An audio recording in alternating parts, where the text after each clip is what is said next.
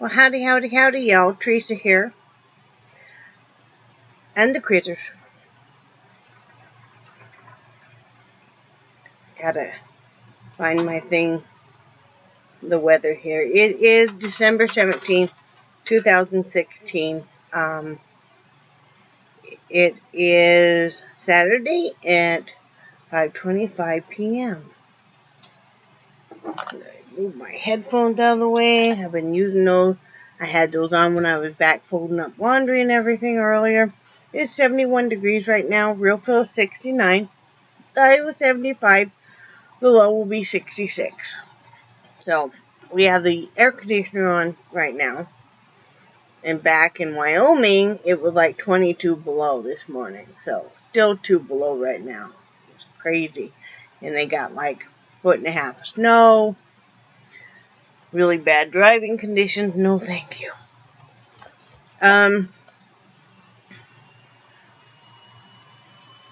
Let's see. Yesterday after I left you guys, I did lay down and take a little bit of a nap. When Brad went to work, which I customarily will do. Oh, excuse me. Sorry about that. I did do a little bit of lumen. I started another little infant hat with some of my scrap yarn. So got that going. What else? And I was just watching videos. And I started some, after I got done doing dishes and everything, I started some more chicken noodle soup in the crock pot. Started the dehydrated vegetables and onions and a couple chicken breasts, chicken bouillon, spices, and water. And let that cook on medium overnight. I really, really enjoy it. I got to watch a live hangout with Pam and Rick shooting the shit. Is it? And they are a hoot. They're brother and sister, and they are a hoot. They live up in Georgia, and so many people that I really like came down on there, or came on their their chat side, like Leanne Live. I got to meet a whole bunch of new people that I'm getting to know, and so I have some new vloggers to watch too.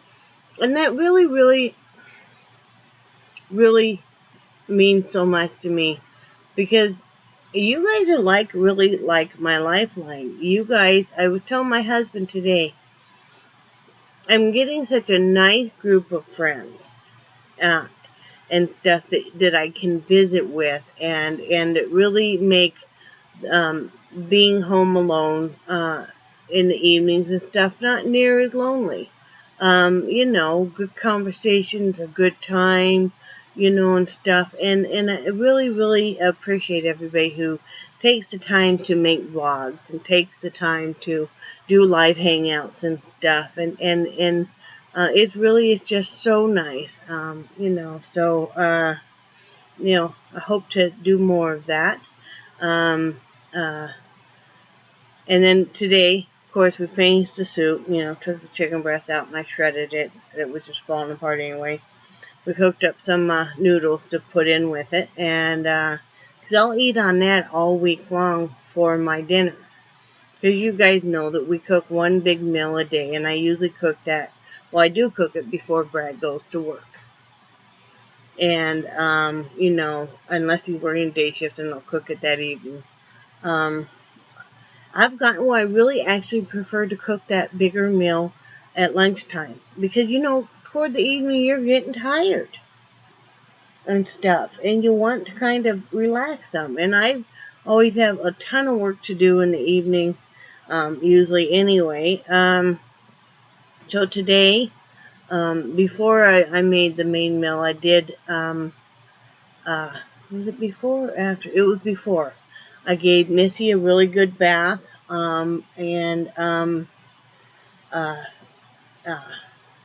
really, really, really scrubbed her. And then Brad called it was Missy's spa day, because then I towel dried, and she really liked that. And she's our dachshund, and then I clipped her toenails. And the other two dogs don't need it because they get walked enough and stuff that they just they wear down their nails anyway.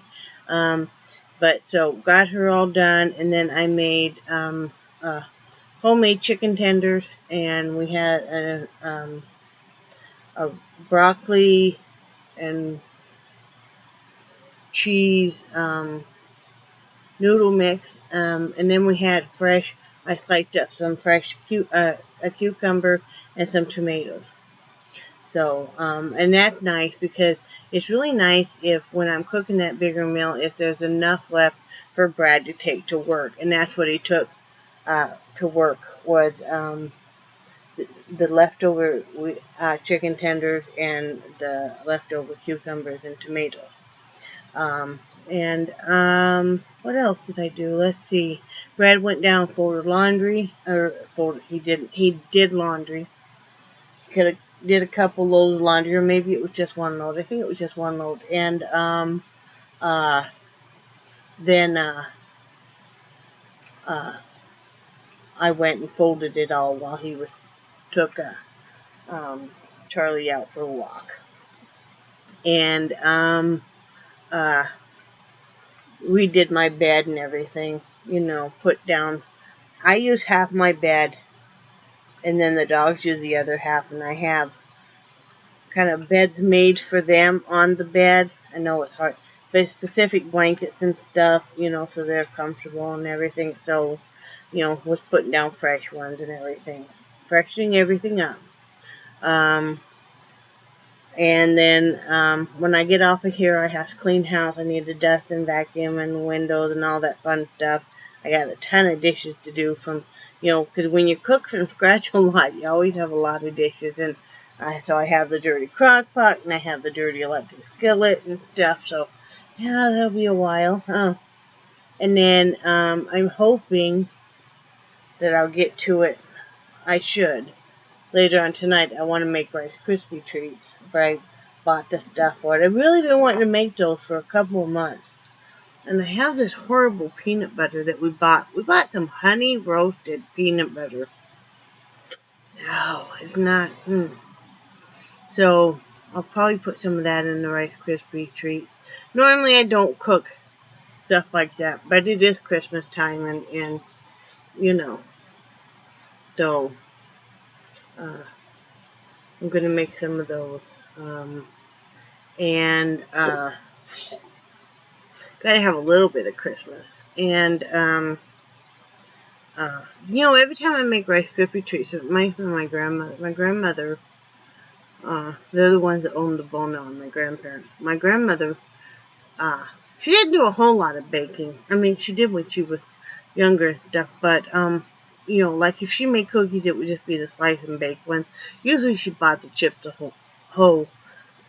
Ahoy cookies. But she made some phenomenal Rice Krispie treats. And in fact, she's the first one that told me. I had my second child, and I was new to the microwave world. And I was telling her I was going to make Rice Krispie treats, and she told me, well, you don't have to melt it all on the stove. You can do it in the microwave. Well, she didn't tell me the marshmallows were going to grow. She could be kind of a prankster. And so I'm nuking them in there, and I'm not watching it, and I didn't realize they were going to grow. And I opened up the microwave door, and it's just a solid mass of melted marshmallow. Yeah. But she used to make some really good Rice Krispie treats. That woman could cook, so could my great-grandmother. And that leads me into my topic today. I've been feeling a little sad, and it's just the season, and I'll be fine and everything. It's just sometimes you feel a little, maybe left out and stuff. You see other people going to do family activities, or maybe they have Christmas parties to go to and stuff, and we don't have any of that this year, so you start to feel a little sad, but then it's like, knock it off. You know, you have really good friends here on YouTube and stuff, and, you know, you have a lot of memories. My fondest Christmas memories have to do with the same grandparents. My grandmother's birthday was Christmas Eve day. So we always made sure we celebrated that. We would, a lot of times, we would either have a dinner Christmas Eve night, or we would all go out to dinner.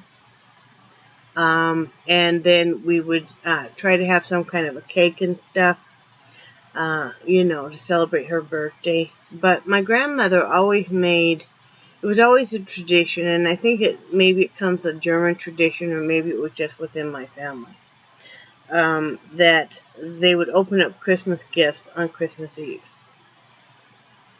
All of them. So my grandmother used to always make homemade eggnog, or Tom and Jerry batter. And she always made it for the longest time, forever, homemade.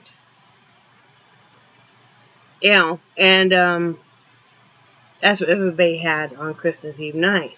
Well, the kids would have the non-alcoholic, you know, no alcohol in it. And then, you know, the adults would have, I think it was rum in it probably, and nutmeg. Well, Grandma used to always slip a little bit in mine, you know, because I was her helper.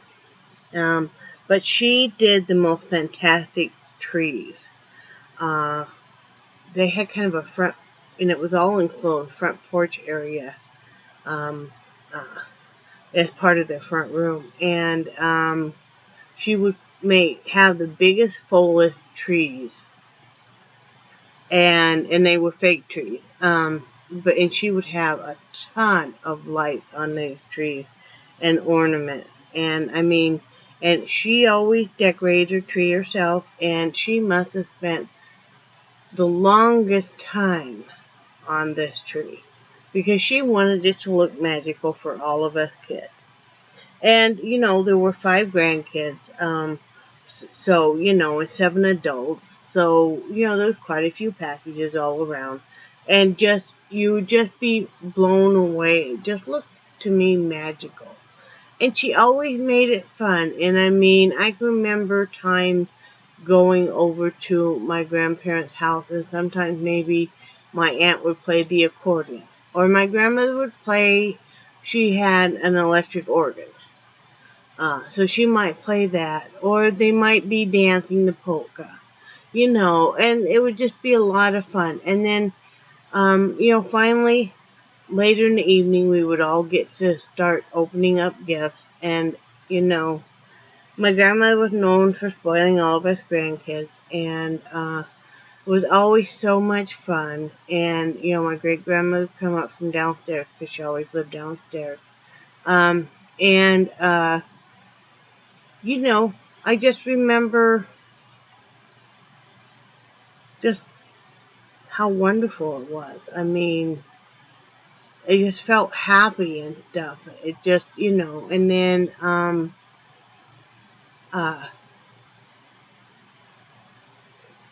usually, well, it wasn't Christmas Eve night, but usually Christmas Day after dinner, then everybody would play a game called Tripoli, which is kind of a combination of two card games, and that was always a lot of fun. My grandmother always made me feel really special.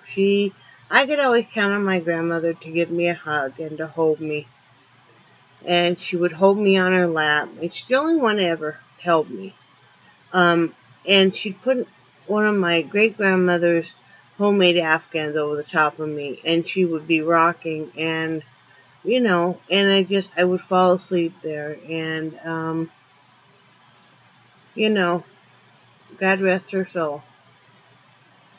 You know, I know when she got older stuff and got some dementia stuff going, she got pretty mean, but, I know she sure did love me, and I always cherish that, those memories of what beautiful Christmas is. that we had over there. You know, that was one of the biggest things I missed when years later when we moved, and we moved about 2 hours away, and there were no more Christmases like that. You know, um, so. You know, and one of the things I remember too was I remember the very first Christmas when I had my first daughter, my first child, um, and she was born in October, so you know she wasn't very old when Christmas rolled around, and my grandmother sat on her. They had a bricked-in fireplace. And she sat there, and I have the picture somewhere. And she had bought Crystal a little red velvet dress. You know, because my grandmother loved the girls. You know, she didn't have too much to do with the boys, but she really loved girls. And her holding, I have a picture, and she's holding Crystal with Crystal facing outward, and Crystal's on her lap. And she bent down to kiss her, and someone took the picture. And it was just magical. Because there for a while, there was 5 generations of women in our family. There was my great-grandmother, my grandmother, my mother, me, and my daughter. You know, and I have those pictures in storage, too. I'll have to show you guys someday. But, yeah, those are some fond memories. I hope that, I guess sometimes I worry that maybe my grandkids won't have any fond memories of Christmases with, they won't have Christmas memories sharing it with us, because that just hasn't happened. I mean, but I'm sure they have their own fond Christmas memories of whoever they got to spend Christmas with. I just can't dwell on that kind of stuff too much right now, or else I'll get very down. And I'm not going to do that this year. I'm just not going to. I ran across a video I had made a year ago, and I reshared it on my Facebook. It was like a late night. It was like a late night extra, I entitled it. And I thought, wow, I was watching it and it's like, wow, I've come so far in a year and so much healing and stuff.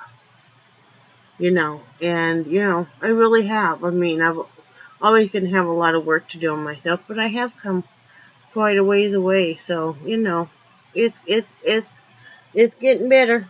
So, anyway, I'm going to get off here so I can get this uploaded. Then I can get on the housework, you know what I mean. Then when I get all the housework done, I can sit down and I can relax for a bit, and I can watch all you guys on the old YouTube. That'll be fun.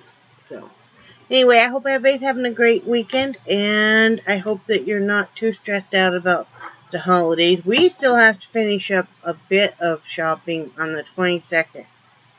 We just don't have the money until then, because, you know, shipping and stuff was more expensive than we thought it would be, and we had all new scripts, you know, a bunch of new scripts that we had to get, so, yeah, but that's okay. We'll get it. I told Brad we gotta go really, really early in the morning now, on the 22nd, because, you know, I don't want to be fighting the crowds, so. Anyway, I hope everybody's having a great weekend, and I love you guys, and I do cherish your friendship so much, and